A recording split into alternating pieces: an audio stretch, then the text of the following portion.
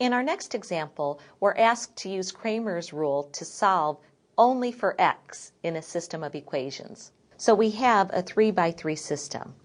And the nice thing about Cramer's rule is that we can go directly to the solution.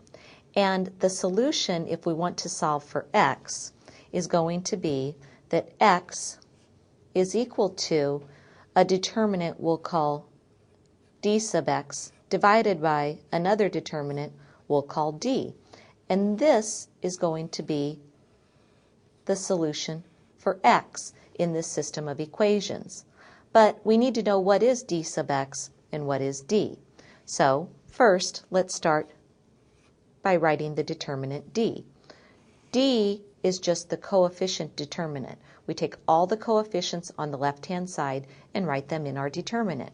So starting with the first column, the coefficients on x are 3, 2, and 4. Going down the next column, the y coefficients are 1, 7, and negative 3, and the z coefficients are negative 2, 3, and negative 1. That will result in the denominator of our answer. D sub x is a little bit different. In order to calculate d sub x, it's again another determinant, but what we need to do is to take these right-hand side constants, negative 3, 9, and 7, and actually take them and replace them with our coefficients for x on the left-hand side. So they'll go in the first column where the x coefficients were. So we'll have negative 3, 9, and 7, and then the other coefficients will remain as they were. The y coefficients will remain 1, 7, and negative 3. And the z coefficients will be negative 2, 3, and negative 1. So we just need to evaluate these two determinants, find the ratio, putting d sub x in the numerator over d in the denominator, and simplify that, and we have our answer. And now we're ready to calculate these two determinants. First, we have d. Let's expand across the minors, and when we do that, we'll have 3 times the smaller determinant when we cross out the row and column that 3 is in. We'll have 7, 3, negative 3, negative 1. Minus, going across the first row, expanding, we write the coefficient 1. We multiply 1 times determinant we get by crossing out the row and column that 1 is in. So we'll have 2, 3, 4, and negative 1. Finally, plus, we'll expand across to the last element, which is negative 2. And we cross out that row and that column. We're left with 2, 7, 4, negative 3. Let's calculate these values. We have 3 times the quantity. 7 times negative 1 is negative 7, minus negative 3 times 3 is negative 9. Minus 1 times 2 times negative 1 is negative 2, minus 4 times 3 is 12.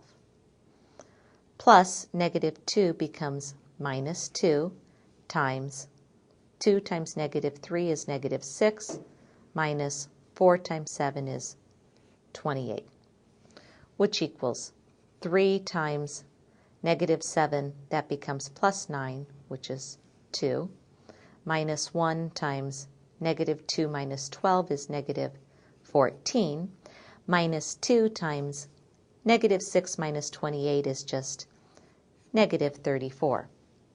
This simplifies to 6 plus 14 plus 68, which is 20 plus 68, or 88.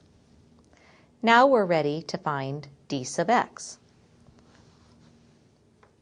When we find, let's put a line down here.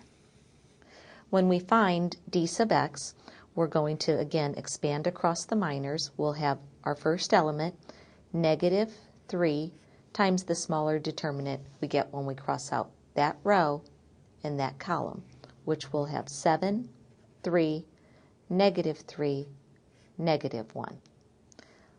Minus sign comes next. Our next element is 1. We expand across the minors. We cross out the row that 1 is in and the column that 1 is in.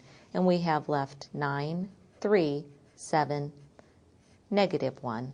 And finally, we have plus our last element, -2. And we multiply that by our last minor. We cross out that row and that column, and we have left 9, 7,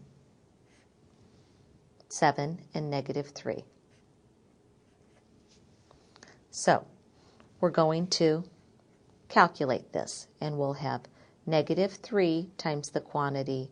7 times -1 is -7, minus -3 times 3 is -9, minus 1 times 9 times -1 is -9, minus 7 times 3 is 21, and then we have plus -2, so that becomes -2 times the quantity. This is 9 times -3, which is -27, minus 7 times 7, which is 49.